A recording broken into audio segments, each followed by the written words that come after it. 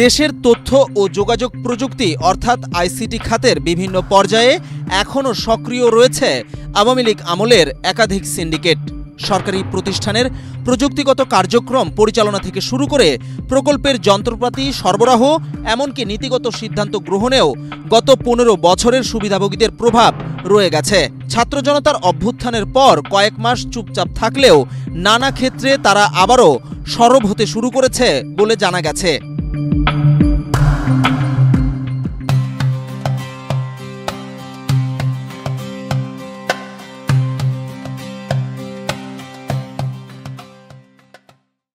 ICT খাতের সংশ্লিষ্টরা জানিয়েছেন, আওয়ামী লীগ আমলে মন্ত্রী এমপি কিংবা তাদের স্বজনদের সঙ্গে সিন্ডিকেট করে আইসিটি খাতে প্রভাব বিস্তার করে হাতে গোনা কয়েকটি প্রতিষ্ঠান। সেই প্রতিষ্ঠানগুলোই এখন নতুন করে সরকারের বিভিন্ন প্রকল্পে যন্ত্রপাতি সরবরাহ ও সফটওয়্যার তৈরির সহ বিভিন্ন ধরনের কাজ পেতে সক্রিয় হয়ে উঠেছে। সিন্ডিকেটভুক্ত একাধিক প্রতিষ্ঠান এরই মধ্যে বিভিন্ন দরপত্রেও অংশ নিয়েছে। কাজ পাওয়ার জন্য তারা সরকারের গুরুত্বপূর্ণ ব্যক্তিদের ম্যানেজ করতে দেন দরবার করছে বলেও জানা গেছে। সূত্রটির দেওয়া তথ্যমতে আসন্ন জাতীয় সংসদ নির্বাচনে ভোটকেন্দ্রের নিরাপত্তায় নিয়োজিত পুলিশ সদস্যদের জন্য ৪০,০০০-এরও বেশি বডি অন ক্যামেরা বা বডি ক্যাম কিনছে সরকার। এই যন্ত্র সরবরাহের জন্য এরই মধ্যে আগ্রহ প্রকাশ করেছে হুয়াওয়ের প্রতিনিধি স্মার্ট টেকনোলজিস, মটোরোলা প্রতিনিধি এমডিএম ট্রেডার্স, হিগভিশন, টিডি টেক, হাইটেরা ও ডাহুয়া সিকিউরিটি। এসব প্রতিষ্ঠানের মধ্যে আওয়ামী লীগ আমলে ব্যাপকভাবে সুবিধাভোগী ও বিতর্কিত স্মার্ট টেকনোলজিস ও এমডিএম বডি ক্যাম সরবরাহের কাজ পেতে উঠে পড়ে লেগেছে। জানা যায়, আওয়ামী লীগ আমলে এই দুই প্রতিষ্ঠান ব্যাপকভাবে বিতর্কিত ছিল। এর মধ্যে স্মার্ট টেকনোলজিস আওয়ামী লীগ আমলে সাবেক অর্থমন্ত্রী লোটাস কামালের মেয়ে নাফিসা কামালের প্রভাবে আইসিটি খাতে সবচেয়ে বেশি প্রভাবশালী হয়ে উঠেছিল। তার প্রভাবে প্রতিষ্ঠানটি আইসিটি খাতের একের পর এক প্রকল্পের কাজ বাগিয়ে নিয়েছিল। শুধু তাই নয়, অনেক প্রকল্পে দরপত্রে শর্ত অনুযায়ী কাজ না করার অভিযোগও রয়েছে এই প্রতিষ্ঠানের বিরুদ্ধে।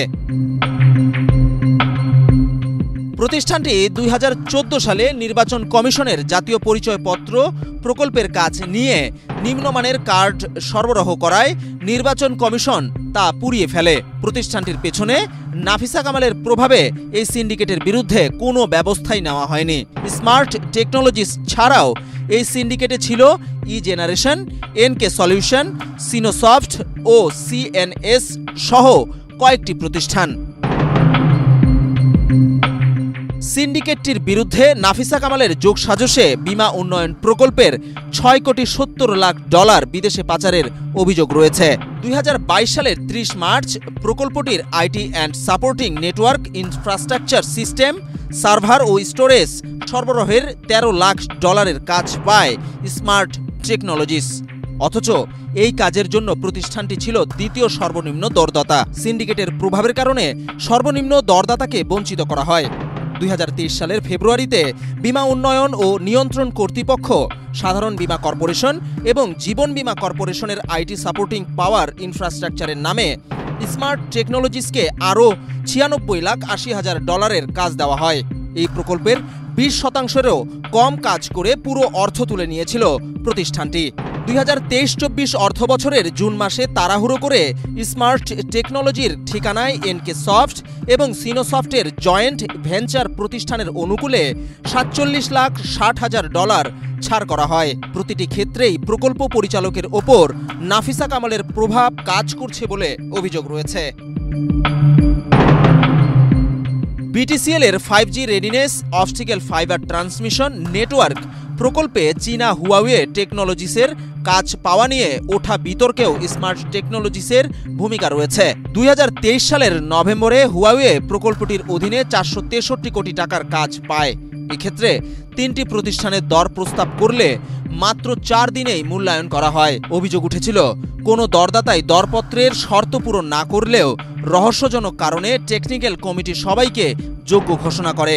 এরপর তড়িঘড়ি করে হুয়াওয়েকে কাজটি দেওয়া হয়। এক্ষেত্রে হুয়াওয়ের স্থানীয় অংশীদার ছিল স্মার্ট টেকনোলজিস।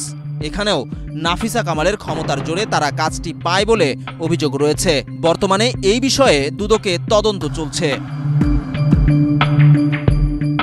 অন্যদিকে সাবেক আইজিপি বেনজির আহমেদের যোগসাজশে পুলিশের যন্ত্রপাতি কেনাকাটায় অনিয়ম করে কয়েকশো কোটি টাকা হাতিয়ে নেওয়ার অভিযোগ রয়েছে এমডিএম ট্রেডার্স লিমিটেডের বিরুদ্ধে। ওই সময় প্রতিষ্ঠানটি পুলিশের টেলিকমের ৪২টি টেন্ডারের মধ্যে ৪১টির কাজ পেয়েছিল। আন্তর্জাতিক বাজার বিবেচনায় ৪ থেকে ৫ গুণ বেশি দামে মানহীন পণ্য সরবরাহ করে ৬০০ কোটি টাকা লোপাট করেছে বলে অভিযোগ রয়েছে প্রতিষ্ঠানটির বিরুদ্ধে। ২০২২ সালে পুলিশের জন্য ১০,০০০ নিম্নমানের বডি ক্যাম সরবরাহ করে এমডিএম ট্রেডার্স, যা কোনো কাজে আসেনি। সম্প্রতি আবারও বডি ক্যাম সরবরাহের কাজটি পেতে তারা অতীতের মতোই ম্যানেজ করার চেষ্টা করছে। বিজন কুমার, বাংলাদেশ প্রতিদিন।